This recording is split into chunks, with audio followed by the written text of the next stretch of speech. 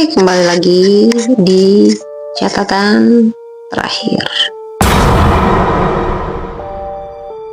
Cerita yang seharusnya tak pernah didengar. Di episode kali ini kita punya cerita singkat, dimana cerita ini adalah cerita nyata tentang seorang perwira muda yang rela mengorbankan dirinya. Langsung saja ke ceritanya.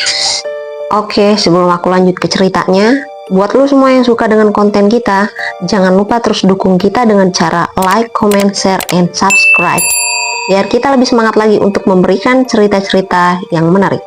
Dan buat lo yang punya cerita serem juga, yang mau kita ceritain di sini, bisa langsung DM kita. Jadi, pada tanggal 30 September 1965, malam itu Jakarta terasa tenang, tapi di balik keheningan ada sebuah peristiwa besar yang sedang bersiap mengguncang Indonesia. Dan peristiwa itu dikenal sebagai G30S atau Gerakan 30 September. Dan di tengah kekacauan itu ada satu nama yang sampai sekarang dikenang karena keberaniannya. Namanya adalah Kapten Pierre Andreas Tendean. Seorang perwira muda yang masih berusia 26 tahun pada saat gugur.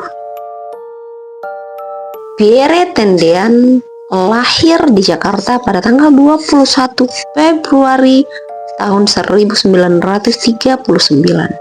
Ayah dari Tendean adalah dokter asal Minahasa dan ibunya berasal dari Belanda. Dan sejak kecil dia dikenal disiplin dan punya jiwa kepemimpinan yang kuat. Singkat cerita, setelah lulus dari Akademi Militer Nasional tahun 1962, Pierre langsung bergabung di Korps Zeni Pasukan Teknik TNI Angkatan Darat. Dan karirnya nggak berhenti di situ. Pada tahun 1965, dia dipercaya jadi Ajudan Jenderal Abdul Haris Nasution. Dia adalah salah satu tokoh paling penting di Angkatan Darat saat itu.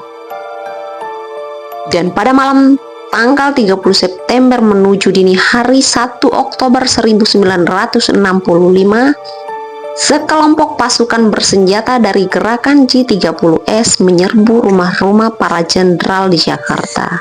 Dan salah satu target utamanya adalah Jenderal Nasution.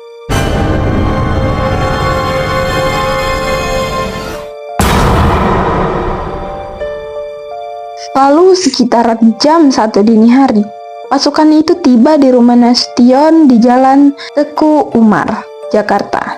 Mereka menembak masuk dan membuat kekacauan. Jenderal Nasution berhasil melompat ke rumah tetangga dan selamat. Tetapi putrinya yang masih kecil, Ade Irma Suryani, tertembak.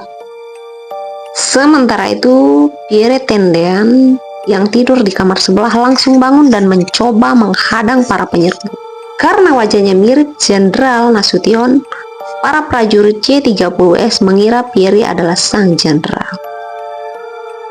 Pierre akhirnya ditangkap hidup-hidup dan dibawa bersama 6 perwira lainnya. Mereka semua akhirnya digiring ke lubang buaya di sebuah lokasi di pinggiran Jakarta Timur.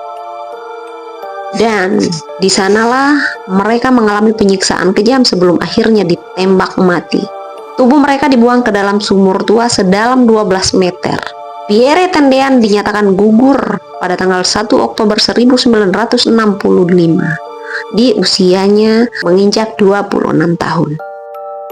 Lalu 3 hari kemudian jenazah para pahlawan ditemukan. Pierre dimakamkan dengan upacara militer di Taman Makam Pahlawan Kalibata dan diberi gelar pahlawan revolusi oleh pemerintah Indonesia. Dan yang paling menyentuh, Pierre Tendean sebenarnya bisa saja menyelamatkan diri, tapi dia tetap memilih untuk melindungi atasannya. Dan keberaniannya menjadi simbol pengabdian seorang prajurit sejati. Dari peristiwa itu kita belajar bahwa keberanian bukan soal usia atau pangkat, tapi soal hati yang rela berkorban demi orang lain dan negara. Pierre Tendean, perwira muda yang namanya tetap hidup dalam sejarah Indonesia. Satu tubuh yang gugur, tapi semangatnya abadi untuk selamanya. Oke, cerita singkat dari catatan terakhir sampai di sini. Terima kasih sudah mendengarkan catatan terakhir dan catatan ditutup.